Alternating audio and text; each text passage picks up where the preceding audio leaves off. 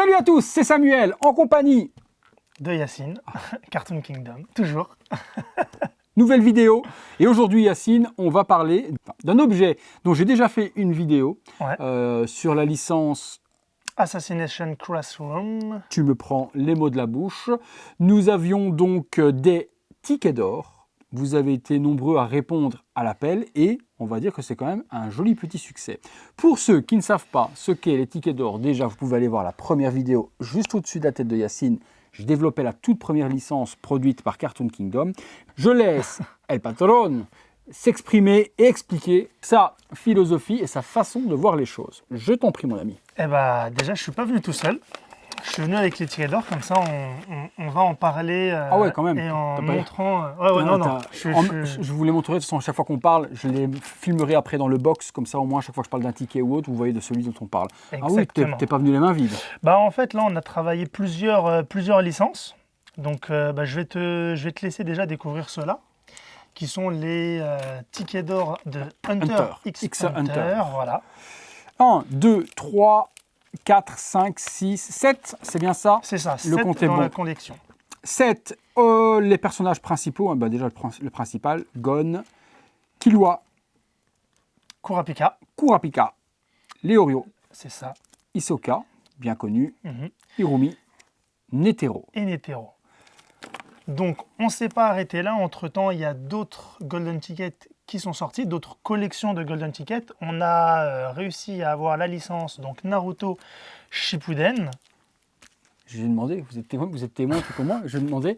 Avant de parler de licence ou autre, je vais te demander donc ce que j'ai demandé. Donc voilà. Donc avant de parler de licence ou autre, moi ce que je demandais c'est qu'est-ce que le Golden Ticket? Pourquoi tu l'as créé? Pour qui? Comment? Pourquoi? Voilà, simplement. D'accord. Alors le Golden Ticket, c'est un objet qui permet d'entretenir la flamme du collectionneur à petit prix. Pourquoi le Golden Ticket? On sait que, et ça tu l'as largement communiqué, c'est un objet qui faisait fureur, mais dans le milieu du non officiel. On a décidé d'officialiser cela justement en essayant de travailler toutes les licences. Et donc ce ticket, c'est un objet de collection sur lesquels on va pouvoir travailler plusieurs personnages. Il y aura des niveaux de rareté, un petit peu comme les jeux de cartes, Pokémon, Yu-Gi-Oh, etc. Et donc l'idée, c'est vrai qu'il y en a beaucoup qui collectionnent sans forcément jouer. L'idée, c'était d'avoir des objets premium, jolis, qu'on puisse collectionner. Et là encore, je me répète, avec des niveaux de rareté.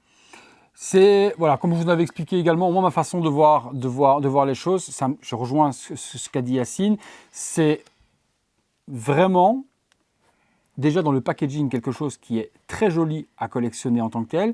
Yacine a prévu également des classeurs pour pouvoir les ranger ou autre, mais déjà comme ça, dans l'emballage premium, c'est déjà très joli en soi.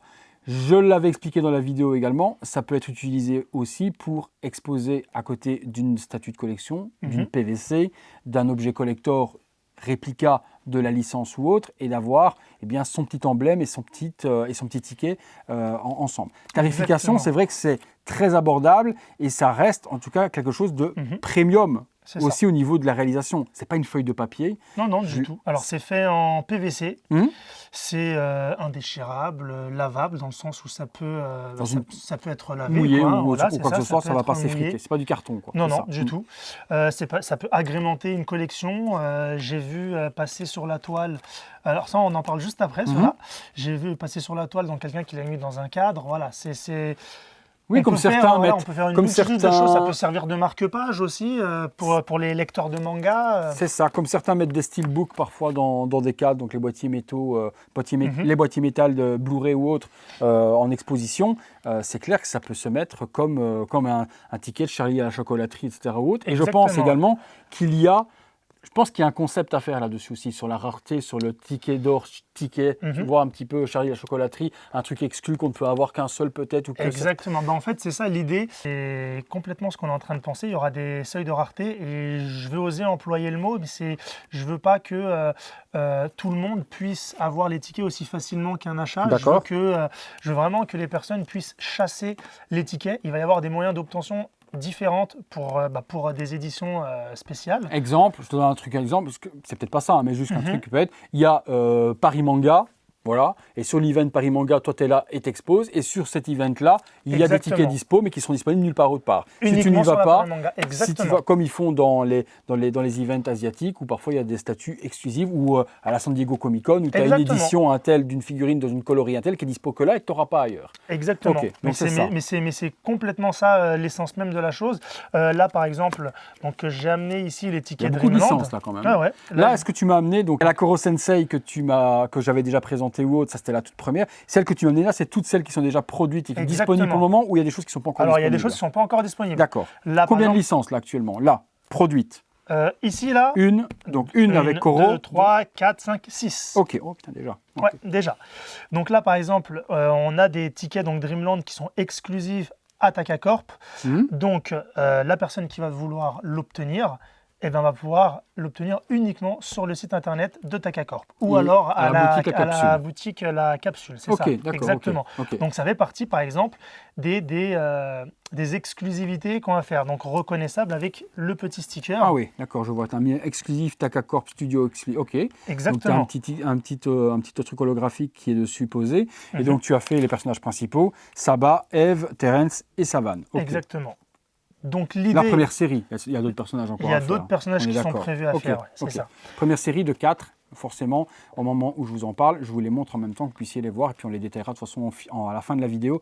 Vous aurez tous les tickets détaillés, recto verso, que je puisse tous vous les montrer. Ne vous inquiétez pas pour ça. Sur le site internet, il y a un onglet Golden Ticket où on réfère justement tous les tickets qui sont sortis sous forme d'encyclopédie. D'accord. Donc on va pouvoir se renseigner sur la manière d'obtenir les Golden Tickets, connaître la rareté, connaître la limitation, voilà. Ils ne sont pas, je ne dis pas de bêtises, numérotés. Hein. Non, ils ne sont pas numérotés ceux-là parce que pour le moment, c'est des entre guillemets communs. Là, ce que je ramène, ceci, donc les tickets Dreamland, c'est des tickets rares, reconnaissables au sticker. Ceux-là, ils sont produits en édition limitée aussi? Ceux-là, ils sont produits en édition limitée. On connaît la limitation ou pas encore? Ils sont, oui, 1000 exemplaires. D'accord, ok. D'accord, donc 1000 exemplaires de chaque design. De chaque design, ok. Après, il va y avoir encore une fois un niveau de rareté avec la couleur du sticker qui va changer.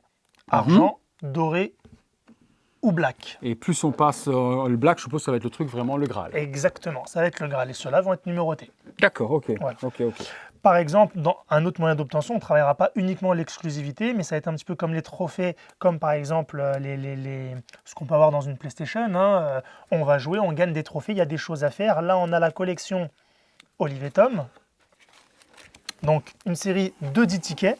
10 tickets, ok. Si on achète la collection chez nous, on a ces 2 tickets exclusifs qui viennent s'ajouter gratuitement. Ok. Donc, ces 12 tickets, on le rappelle, voilà, qui... Déjà, ce que tu as fait, Baker, d'Eric, je suppose que les 2 exclus, on va avoir... Ah non, tu as quand même Olivier qui est là. Ouais, c'est ça. Ok, tu as une alternative d'Olivier. J'ai 2 alternatives d'Olivier, ouais. Ok, c'est ça. Mais tu as quand même laissé les principaux disponibles à tout le monde. Tu n'as pas mis les 2 personnages, genre Mark Landers et Olivier, en exclusivité. Non, du tout. Les personnes pourront quand même l'avoir dans leur collection. Exactement. Ouais. Juste le design qui change. Le design, on peut quand même le dire, il est quand même travaillé sur toutes les faces, quoi. La face avant, chaque ticket de chaque licence a ses signalétiques. Il y a toujours forcément ton petit CK et ta petite couronne qui apparaît sur les bords. On a ensuite souvent ici le logo en plein centre et puis la licence au-dessus, le nom du personnage, et l'arrière est travaillé également toujours en correspondance avec la licence. Ouais. Genre sur Olive et Tom, on a le ballon avec le stade, le ballon qui est également gaufré et imprimé en relief sur l'arrière et ton carton de Kingdom qui apparaît. Donc on a des codes qui reviennent sur chaque, mais chaque fois personnalisé avec la licence, ce qui donne chaque fois un aspect unique au ticket en fonction du personnage. Ça, c'est pas mal. Hein. T'as pas repris. Tu reprends les codes habituels, mais à chaque fois, un nouveau design. Les seuls codes qui sont vraiment repris, c'est la couronne, l'arrière avec le petit logo CK, et puis chaque fois, les logos sont adaptés. Le travail est quand même poussé. On se repose pas sur ses lauriers en disant, bon, on sort un design, on fait juste un personnage en milieu. À chaque fois, c'est retravaillé. Oui, bien sûr. Ah, c'est bien. Ça, c'est vraiment bien. Donc là, 10 tickets, tu me dis, pour Olive et Tom. Les 10 tickets disponibles à partir du 1er septembre sur notre site internet, moment où la précommande de la statue va ouvrir. D'accord. Et petite surprise, parce qu'on a présenté la statue tout à l'heure, si vous regardez la fin de la vidéo, petite surprise sur les tickets et sur la statue. Ouais. On vous laissera découvrir ça le 1er septembre. Regardez bien, donc on a unboxé ensemble, enfin on a fait la vidéo du prototype de la statue à venir qui va être une grosse masterpiece pour les fans. Et donc il y a une petite explication sur ce qui vous sera offert si vous achetez la statue sur le site de Cartoon Kingdom. Donc je peux voir, moi Oui, je n'ai pas vu les deux exclus du coup, quelles sont les différences. Ok, donc tu as 2 Aton avec 2 designs supplémentaires, donc le coup de pied retourné, ok, que tu n'as pas. Et celles-là, elles sont limitées à combien d'exemplaires? Celles-ci, elles sont limitées à 1500 exemplaires. Ok, de chaque. De chaque, c'est ça. C'est bien ça. De chaque. Donc là, on a une licence Hunter x Hunter. On a Olive et Tom. 10, on a dit là, et 2 exclusifs. Ouais, ça fait quand même une belle collection, celle-là. Et 7 sur la Hunter x Hunter. Sur la Dreamland, on a 4 tickets, si je ne dis pas de bêtises, que j'ai vu tout à l'heure. Très jolis également. Ils sont beaux, franchement, les designs. Ouais, les Dreamland sont beaux. C'est Romain Lemaire, hein. C'est ça qui fait Dreamland. Ils sont magnifiques. Naruto, on n'a pas parlé, donc il y a la collection. Là, tu n'as pas rigolé sur la licence. Ouais. Là, il y a énormément de personnages qui vont être prévus. Donc ça, c'est la collection 1. Là, l'univers de Naruto, Ouais. vous allez avoir quelques classeurs rien que pour cet univers-là, si vous êtes fan de la licence. Ah bon, directement, ça c'est bien. Parce que j'allais me dire, tiens, est-ce qu'il va nous sortir un Naruto plus tard dans les autres pour faire teaser ou autre? Non, première série, on a Naruto. Ouais. Ah oui, première série, tu donnes tout, quoi. On donne beaucoup de choses. On donne pas tout, mais on donne beaucoup de choses. Ceux qui veulent les personnages principaux, ouais. On les a, quoi. On les a. Ouais. Collection. Il n'y a pas Gaara, je ne l'ai pas vu. Non, il n'y a pas Gaara. Gaara, il arrivera plus tard. Ok. On peut même teaser la collection numéro 2. On aura toute la Katsuki. C'est vraiment intéressant pour les gens qui veulent collectionner parce qu'on ne va pas séparer justement les personnages au sein d'une même collection. On va faire quelque chose d'assez logique et cohérent. Ah, ok, d'accord. C'est différent par rapport aux personnages. Là, on a l'entre d'Orochimaru. Ouais, le design. Qui s'occupe de faire les designs? C'est toi? Moi et Clément. Avec Clément? Ouais, c'est ça, exactement. Clément Caron, qui a toujours un talent de dingue également au niveau des concepts et du dessin, etc. C'est vraiment très, très, très joli. Très joli. Donc là, Naruto, ouais, forcément une longue vie.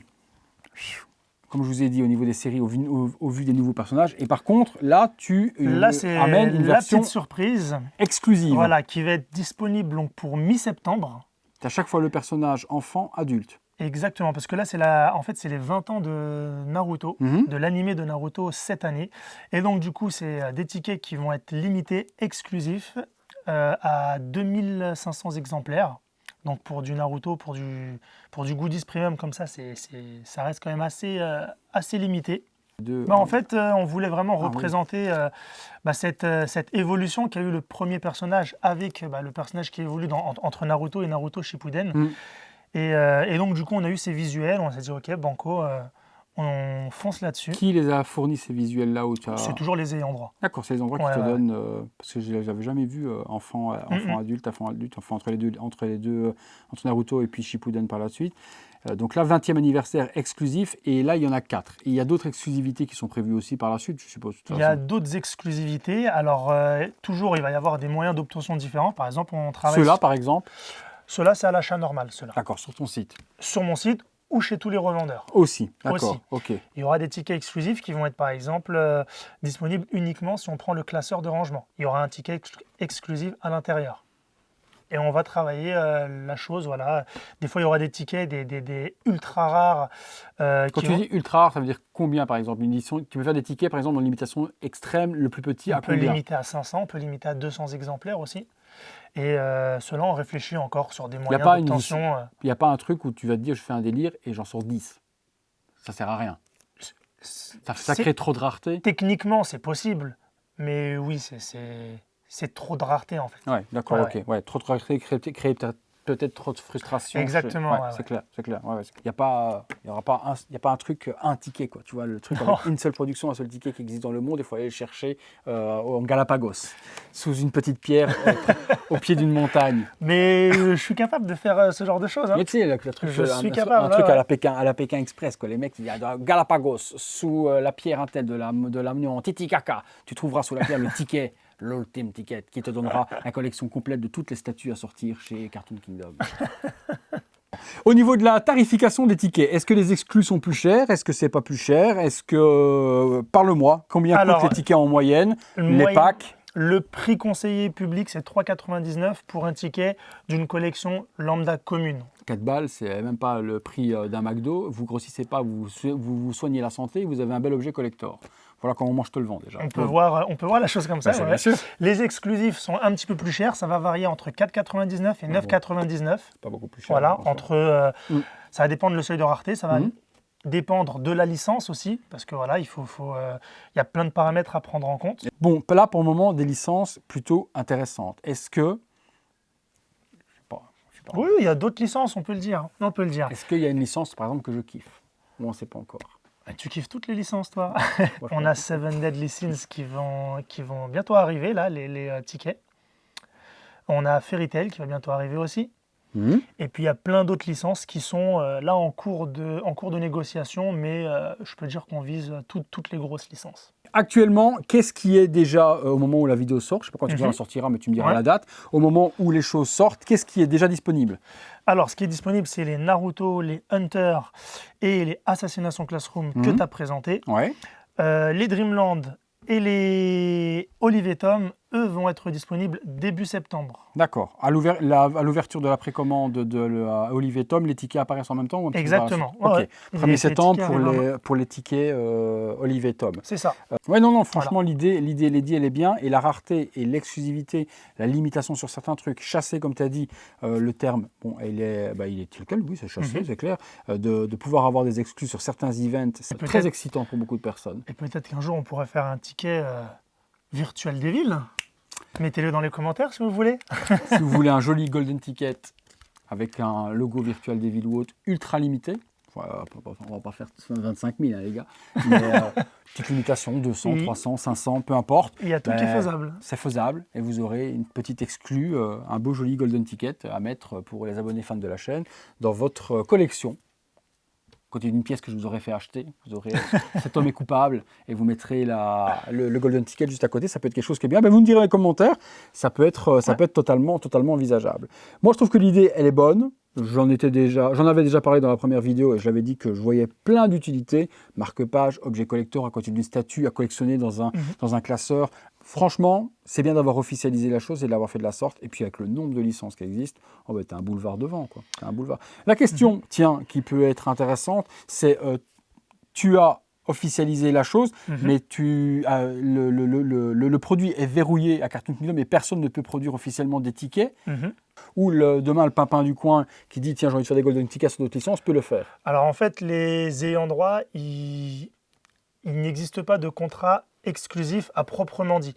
Maintenant, c'est vrai que, comme par exemple, c'est comme pour les statues, si c'est quelqu'un qui vient faire une offre pour une statue et qu'il y a quelqu'un qui est positionné sur cette catégorie, on ne va pas mettre deux acteurs dessus. C'était ça. Moi, demain, Voilà. je arrive chez les ayants droit de Naruto, je dis tiens, je veux faire également Amasos et des golden tickets. Ils vont me dire il y a déjà quelqu'un, quoi. Ouais, voilà, c'est ça. Ok, ouais, donc Voilà. c'est quand même assez. C'est verrouillé, ouais. Voilà. Mais le concept du golden ticket en lui-même n'est pas verrouillé à Cartoon Kingdom. Si une personne veut acheter une licence que toi tu n'as pas, peut demain faire des golden tickets ou autre. Voilà, c'est pour ça qu'on s'est positionné sur toutes les licences. Et comme ça c'est réglé, Voilà, comme là, c'est réglé. comme ça c'est réglé, c'est ça que je voulais entendre. Donc les gars, c'est verrouillé. Voilà. Voilà, c'est bon, s'il a eu raison. C'est pas mal l'histoire, elle est pliée. Voilà, comme ça au moins on l'a dit. Non, mais c'est vrai. Oui, c'est ça. Quand on parlait en off de la carte Pokémon ou autre, la carte Pokémon, elle est limitée et enfermée dans une seule licence avec une multitude forcément de personnages qui sont multiples et multiples. Il y a des Pokémon qui naissent tous les jours, mais on reste dans un univers. Là, on touche tous les univers. C'est ça, On peut faire c'est vraiment ce qu'on a envie en fonction de toutes les licences. Bah écoute, c'est super top. Franchement, moi j'aime bien. Je trouve que c'est vraiment très joli. C'est soigné. Ça n'a pas été fait à la va-vite pour dire d'être fait. C'est étudié, c'est conceptualisé, c'est en relief. On touche quelque chose. Dans le plastique comme ça, honnêtement, on déguste, enfin déguster c'est le mot est bizarre, mais on déguste pas le produit de la même manière que lorsque l'on l'a en main. C'est pour ça que moi je les avais déballés lorsque j'ai fait la vidéo sur les Koro Sensei. On sent ce qu'on achète. On sent qu'on a un produit qualitatif dans la main, qui ne se plie pas, qui ne se déchire pas, qui est cartonné, peut prendre la flotte, il ne s'abîme pas. Le toucher, si vous avez la possibilité dans les boutiques ou autres de les voir, la capsule ou peu importe ou autre, hein, mais le toucher, vraiment, on a un aspect qui est beaucoup plus collector que dans le petit plastique. Mais par contre, c'est cool parce que l'objet enfin le packaging est ouvrable et refermable, on peut sortir son ticket, le reprotéger. Exactement. C'est bien de ne pas avoir un truc à déchirer qui reste abîmé et dont on ne peut pas reprotéger son... il fait étui de protection en même temps, C'est ce ça, packaging. Ça, c'est vraiment très très bien. Et bien voilà, et bien écoutez, si les petits Golden Ticket vous intéressent, est-ce que tu veux rajouter quelque chose avant que je ne conclue en expliquant à ces gentilles personnes où ils peuvent les trouver? Non, je pense qu'on a tout dit. Et puis, voilà, il faut suivre l'actualité. Parce qu'il va y avoir pas mal de choses. Il y en aura pas mal, ouais. Donc les réseaux sociaux de Cartoon Kingdom, comme d'hab, je vous les mets dans la description de la vidéo. Instagram, le Facebook, le site internet, je vous mets tout ça. C'est disponible également chez des revendeurs. Donc peut-être que chez votre vendeur du coin, sur Paris, dans d'autres villes ou quoi que ce soit, vous pourrez en trouver aussi. Certaines exclusivités, celles-ci, chez les poteaux de Taka, site internet ou la capsule. Tout le reste, eh bien, vous les trouverez sur le site et je vous mets tout ça juste là en dessous. Je vous fais un petit visuel dans le petit box ici en conclusion de tous les tickets recto verso avec un petit peu de musique, comme ça on peut les étudier et les voir ensemble. Et puis merci Yacine de nouveau pour m'avoir fait cette petite vidéo avec moi. Si vous l'avez aimé, le petit like, abonnez-vous, la petite cloche, vous connaissez le refrain. C'est tout pour les Golden Tickets, c'est tout pour Yacine, c'est tout pour moi. À très bientôt pour une prochaine vidéo. À bientôt les amis, salut à tous.